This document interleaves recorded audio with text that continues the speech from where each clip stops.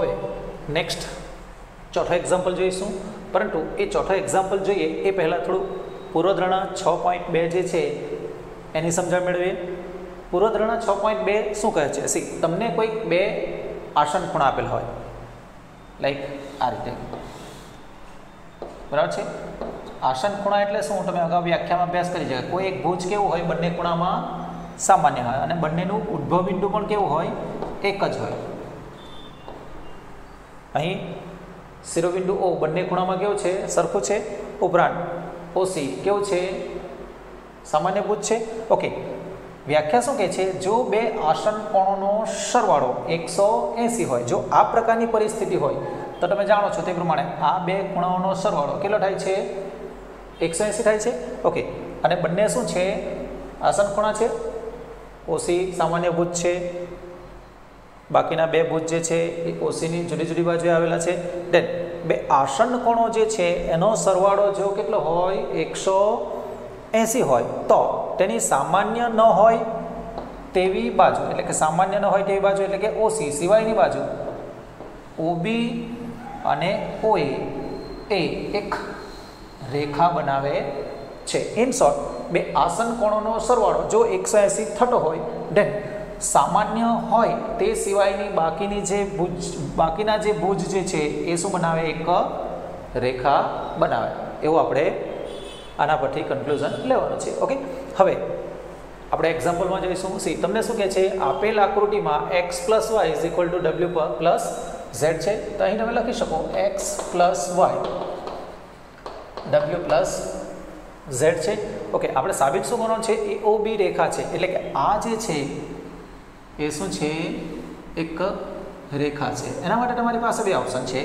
જો x અને y નો સરવાળો 180 તમે બતાવી દો આ રીતે, ઓર w અને z નો સરવાળો 180 બતાવી દો તો પણ તમે કહી શકો એ OB શું છે? રેખા છે. ઓકે, આપણે ઉપરની તરફ કામ કરીશું. સી, તમને કોઈ એક બિંદુ આપેલ હોય અને એ બિંદુ આગળ 3 ખૂણા રચો, 4 ખૂણા રચો, આ રીતે 5 રચો, કે ગમે જેટલા રચો, આ બધા ખૂણાઓ જે છે એનો જો સરવાળો કરવામાં આવે, દેન કોઈ એક બિંદુ આગળ 3 હોય, 4 હોય, 5 હોય, 6 હોય, જેટલા પણ ખૂણા હોય બધાનો સરવાળો કરશો, દેન તમને કેટલા મળશે? 360 મળશે. ઓકે, સો તમને આપેલ આકૃતિ જે છે એમાં બિંદુ O છે, O બિંદુ આગળ x, y, z અને w એમ 4 ખૂણાઓ રચાય છે. સો અહીં તમને કોઈ એક બિંદુ આગળ રચાતા ખૂણા નો સરવાળો 360 ડિગ્રી હોય. આ નિયમ પ્રમાણે તમે લખી શકો x + y + z + w = 360. Okay, હવે તમને આપેલ સ્ટેટમેન્ટમાં જોઈ શકો છો w + z અને x + y બંનેના મૂલ્ય કેવા છે? સરખા છે. સો તમે w + z છે એના સ્થાને x + y લખી શકો, ઓર x + y જે છે એના સ્થાને w + z લખી શકો. ઓકે, આપણે x અને y ને એમના એમ રાખીએ છીએ અને z અને w નો સરવાળો x + y રાખીશું. ઓકે, z + w ના સ્થાને શું લીધું છે? x + y. દેન શું થશે? 2x + 2y = 360. Then 2 common in bracket x + y = 360. બે ને આપણે નીચે આપી દઈશું. દેન x + y = 360/2. સો x અને y નો સરવાળો તમને અહીં 1836 પ્રમાણે 180 મળી જશે. ઓકે, તો તમે જોઈ શકો છો કે આ x જે છે તે અને y જે છે તે એ બંનેનો સરવાળો કેટલો થાય છે? 180 થાય છે. ઓકે, સો આ નિયમ પ્રમાણે આ જે બે ખૂણાઓ છે એ કેવા ખૂણાઓ છે? આસન ખૂણાઓ છે. બંનેમાં એક ભુજ કેવું છે? સામાન્ય છે. અને બંનેનો સરવાળો કેટલો થાય છે? 180 હોય. દેન સામાન્ય ન હોય તેવી બાજુ, સામાન્ય બાજુ કઈ છે? OC છે. અને સામાન્ય ન હોય તેવી બાજુ OB અને OA છે. એ એક શું બનાવે? રેખા બનાવે. સો તમે અહીં લખી શકો માટે AB એ રેખા શું છે તમને AOB સ્વરૂપમાં કીધેલું છે. ધેન AOB એ એક રેખા છે. કન્ક્લુઝન તમે લખી દીધું ડાયરેક્ટ, બરાબર છે કે રેખા છે, પણ શાના આધારે? તો કે પૂર્વધારણા 6.2 ના આધારે. ઓકે, સો આ રીતે તમે સાબિત કરી શકો કે AOB શું છે? એક રેખા છે, જેમાં તમે પૂર્વધારણા 6.2 નો ઉપયોગ કર્યો છે. ઓકે, સો પૂર્વધારણા પણ ખાસ યાદ રાખી લેવી. Okay, Dear students, take a screenshot. Example number 5. આપેલ આકૃતિમાં POQ રેખા છે. POQ રેખા છે. કિરણ OR, કિરણ OR PQ પર કેવું છે? લંબ છે. ધેટ મીન્સ કે આ જે ખૂણો છે એ કેટલો થશે? 90 થશે. અને જમણી તરફનો ખૂણો છે ROP એ પણ કેટલો થશે? 90 થશે. ઓકે, કિરણ OP અને કિરણ OR, OP અને OR ની વચ્ચે અન્ય એક કિરણ OS આવેલ છે. OP અને OR ની વચ્ચે કિરણ OS આવેલ છે. તેને સાબિત કરો કે ROS એટલે કે આ ખૂણો એનું મૂલ્ય હાફ QOS એટલે કે આ ખૂણો ઓછા POS જેટલું થાય. સિમ્પલ છે. આપણે અહીં શું કરીશું? આસન્ન કોણનો ઉપયોગ કરીશું. લાઈક તમને અહીં QOS વિશે વાત કરેલી છે. દેન આકૃતિની અંદર QO અને S એટલે કે આ ખૂણો થશે. એના માટે તમે આ જે બે ખૂણો છે એનો આપણે આસન્ન કોણ તરીકે ઉપયોગ કરીશું. ઓકે, પરંતુ એ કરીએ પહેલાં તમે જાણો છો આ જે ખૂણો છે એ કેટલાનો છે? 90 નો છે. ઓકે, સો આપણે અહીં PQ એ શું છે? એક રેખા છે. ઓર PQ ના બદલે આપણે POQ જે એક્ઝામ્પલમાં આપેલ છે એ રીતે લખીશું, રેખા છે. ઓકે, દેન OR એ શું છે? લંબ છે. OR એ PQ ને લંબ છે. ઓકે, દેન તમે કહી શકો ROQ અને ROP બંને કેટલા અંશના ખૂણા થશે? 90 ના થશે. ઓકે, હવે આગળ વધારીશું. આપણે QOS મેળવવા માંગીએ છીએ. શું મેળવવા માંગીએ છીએ? QOS. દેન QOS માટે જો આ બે આસન્ન કોણનો ઉપયોગ કરીએ દેન તમે અહીં લખી શકો ખૂણો QOS is equal to QOR વત્તા ROS. ખૂણો QOR વત્તા ROS આવું કંઈક લખી શકીએ. અને QOR નું મૂલ્ય તમને ખબર છે કેટલું છે? 90 પ્લસ ROS. QOS નું મૂલ્ય મળે છે. અહીં જે ખૂણો છે એનું મૂલ્ય આપણે મેળવ્યું છે, જેને આપણે નંબર 1 આપીશું. દેન બીજો ખૂણો તમને આપેલ છે POS. સો આકૃતિની અંદર POS પર ફોકસ કરીશું. સી POS એટલે કે આ ખૂણો, બરાબર છે. હવે એ ખૂણા માટે ફરી પાછા જો તમે આ બે ખૂણાઓને પસંદ કરો આસન્ન કોણ થશે. અને POR તમને ખબર છે કેટલો છે? 90 છે. ઓકે, આ જે તમે સ્ટેટમેન્ટ લખ્યું ત્યાં તમે લઈ શકો આસન્ન કોણ. ઓકે, એ જ રીતે ખૂણો POR બરાબર POS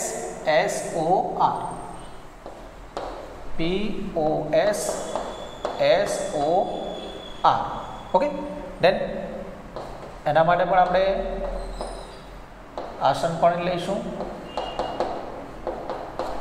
ઓકે, હવે તમને શું જોઈએ છે એ ખાસ ધ્યાન રાખવાનું. તમને અહીંથી શું જોઈએ છે? POS જોઈએ છે. અહીંથી શું જોઈએ છે? QOS. ઓકે, QOS આપણે ઓલરેડી મેળવી ચૂક્યા છે. સો અહીં આપણે આ જે ખૂણો છે એનું મૂલ્ય કેટલું લઈશું 90 અને આ જે ખૂણો છે એને આપણે ડાબી તરફ આપી દઈશું કેમ આપણે POS મેળવવા માંગીએ છીએ સો SOR ને આપણે ડાબી તરફ આપી દઈશું ઇઝ ઇક્વલ ટુ POS મળી જશે ઓકે આને નંબર 2 આપી દઈશું ઓર તમે આ જ સ્ટેટમેન્ટને આ રીતે POS is equal two 90 minus SOR લખીને નંબર 2 આપશો તો પણ ચાલશે ઓકે હવે તમારું જે સ્ટેટમેન્ટ છે એમાં QoS અને POS ની શું છે બાદબાકી છે QoS અને POS ની શું છે બાદબાકી છે સો સમીકરણ 1 માંથી સમીકરણ 2 બાદ કરીશું સમીકરણ 1 માંથી સમીકરણ 2 બાદ કરતા then QoS minus POS QoS minus POS is equal to 90 plus ROS minus POS નું મૂલ્ય લઈશું 90 minus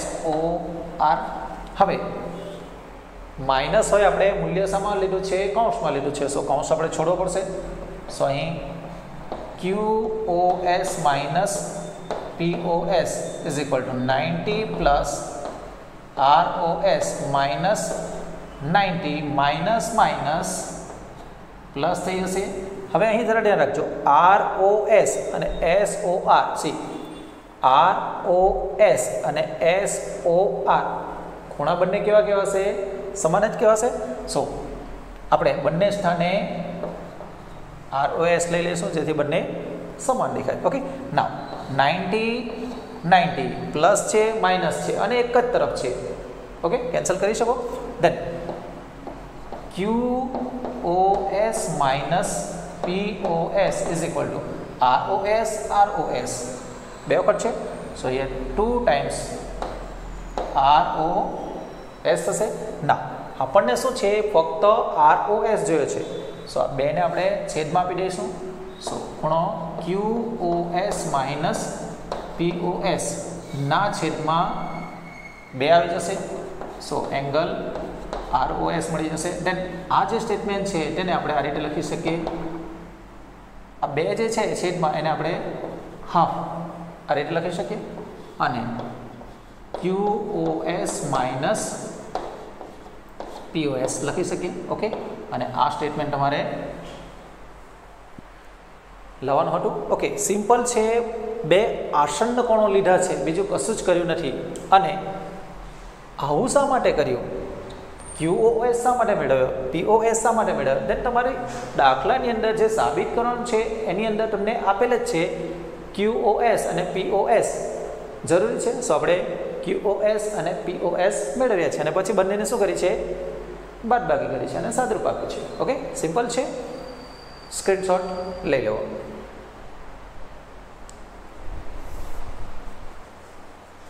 નેક્સ્ટ એક્ઝામ્પલ નંબર 6 જોઈશું XYZ is equal to 64 આપેલ છે અને XY ને બિંદુ P સુધી લંબાવેલ છે ઓકે હવે જરા આકૃતિ ડ્રો કરીશું દેન તમને ખ્યાલ આવે છે આ જે વિગત આપેલ છે એના પરથી આપણે શું કરવાનું છે આકૃતિ દોરવાની છે XYZ જે છે એ આપણે 64 લેવાનું છે સો આપણે એક્ઝેક્ટમાં લઈ જ કામ કરીશું ઓકે આ રીતે આપણે 64 નો ખૂણો લઈ લઈએ છીએ સી X Y અને Z કેટલા અંશનો ખૂણો છે 64 ડિગ્રી છે ઓકે દેન શું કહે છે આગળ XY ને બિંદુ P સુધી લંબાવેલ છે આ XY જે છે એને બિંદુ P સુધી લંબાવેલ છે ઓકે દેન નેક્સ્ટ સ્ટેટમેન્ટ શું કહે છે જો કિરણ YQ આ Y આગળથી કોઈ કિરણ છે જે ZYP એટલે કે આ જે ખૂણો છે એ ખૂણાનો શું હોય દ્વિભાજક હોય. હવે જરા ધ્યાન રાખો, દ્વિભાજક એટલે શું? તમને આપેલ ખૂણો જે છે એના બે સરખા ભાગ કરે. ઓકે, સો વાય ક્યુ કિરણ આપણે એવી રીતે લઈશું જેથી આ ભાગ છે તે અને આ ભાગ એટલે કે પી વાય ક્યુ અને ક્યુ વાય ઝેડ બંને કેવા થાય? સરખા થાય. ઓકે, દેન તમારે શું શોધવાનું છે? X Y Q, X Y Q એટલે કે આ ખૂણો જે છે એ શોધવાનો છે. લાઈક એને આપણે ઓરેન્જ કલરથી દર્શાવીએ છીએ. આ ખૂણાનું માપ શોધવાનું છે. અને બીજો ક્યુ વાય પી નો વિપરીત શોધવાનો છે. એટલે ક્યુ વાય પી એટલે કે આ જે ખૂણો છે એનો વિપરીત. ઇન શોર્ટ આ ખૂણો સુધી આપણે 360 માંથી બાદ કરી લેવાનો છે. ઓકે, હવે તમને આપેલ જે વિગતો છે એ પ્રમાણે જો જોઈએ તો આ જે બે ખૂણા છે એ કેવા છે? સરખા છે. ઓકે, સો તમે અહીં લખી શકો, અહીં વાય ક્યુ એ ખૂણો પી વાય ઝેડ નો શું છે? દ્વિભાજક છે. માટે ખૂણો પી વાય ક્યુ બરાબર ક્યુ વાય ઝેડ. આ જે બે ખૂણાઓ છે એ કેવા થશે? સરખા થશે અને અડધા થશે. કોના? પી વાય અને ઝેડના બરાબર અડધો થશે. કોનો? ખૂણો પી વાય અને ઝેડનો. ઓકે, દ્વિભાજક હોય આ બે ખૂણા કેવા થશે? સરખા થશે. અને પી વાય ઝેડ નો દ્વિભાજક હોય એના કરતાં કેવો થશે? અડધો થશે. ઓકે, હવે આપણને પ્રશ્ન છે ક્યુ વાય ઝેડ એટલે કે આ જે ખૂણો છે એનું માપ શોધવાનું છે. જો તમને આખો ખૂણો છે પી વાય ઝેડ એ જો મળી જાય તો તમે એનો અડધો કરી મેળવી શકો. સો આપણે આ જે રેખિક જોડના ખૂણા છે આ રીતે, આ વચ્ચેનું કિરણ છે એને આપણે દોરતા નથી. આ તમને કેટલા આપેલ છે? 64 આપેલ છે. દેન આ સાઈડનો ખૂણો જે છે પી વાય ઝેડ મેળવી શકો. ઓકે, સો અહીં તમે લખો, અહીં ખૂણો એક્સ વાય ઝેડ અને ખૂણો ઝેડ વાય પી રૈખિક જોડના ખૂણા છે. માટે ખૂણો એક્સ વાય ઝેડ વત્તા ખૂણો ઝેડ વાય પી બરાબર 180 તમે લઈ શકો. જે પૈકી તમને એક્સ વાય ઝેડ જે છે એ કેટલા આપેલ છે? 64 આપેલ છે. Okay, then Z Y P is equal to 180. Then Z Y P is equal to 180 minus 64. Then Z Y P is equal to okay 180 માંથી આપણે 64 બાદ કરીશું. દેન 10 માંથી 4 6 મળશે. ઓકે, 7 માંથી 6 1 મળી જશે. ઓકે, દેન 116 મળી જાય છે. હવે આપણે ઝેડ વાય પી જે છે એની જરૂર નથી, પરંતુ આપણને શાની જરૂર છે? ક્યુ વાય ઝેડની જરૂર છે. ક્યુ વાય ઝેડ જે છે એ પી વાય ઝેડ એના કરતાં કેટલો હોય છે? અડધો હોય છે. ઓકે, સો આપણે અહીં લખીશું ખૂણો ક્યુ વાય ઝેડ બરાબર અડધો થાય. કોના કરતાં? પી વાય ઝેડ કરતાં. ઓકે, સો હાફ પી વાય ઝેડ આપણે મેળવ્યા છે કેટલા? 116. દેન અડધા કરીશું, 2 × 10, 1 2 × 16. So Q Y Z is equal to આપણને કેટલા મળી જાય છે? 58 મળી જાય છે. ઓકે, દેન વિપરીત ક્યુ વાય પી મેળવવાનું છે. ઓકે, સો આપણે જો ક્યુ વાય પીનું મૂલ્ય જો 58 લઈ લઈએ, કેમ? પી વાય ક્યુ અને ક્યુ વાય ઝેડ બંને કેવા છે? સરખા જ છે. ઓકે, સો અહીં તમે લઈ શકો P Y Q is equal to Q Y Z is equal to 58. બંને ખૂણા કેટલા થશે? 58 થશે. સો અહીં તમે પી વાય ક્યુ બરાબર 58 લઈ શકો, પરંતુ આપણને પીવાય ક્યુનું મૂલ્ય નથી માંગેલું, પીવાય ક્યુનું મૂલ્ય નથી માંગેલું, પરંતુ શું છે વિપરીત પીવાય ક્યુ. ધેરફોર અહીં તમે લખી શકો માટે વિપરીત ખૂણો પીવાય ક્યુ ઇઝ ઇક્વલ ટુ 360 માઇનસ 58 લઈ લેશું. દેન 10 માંથી 8 2 આવશે.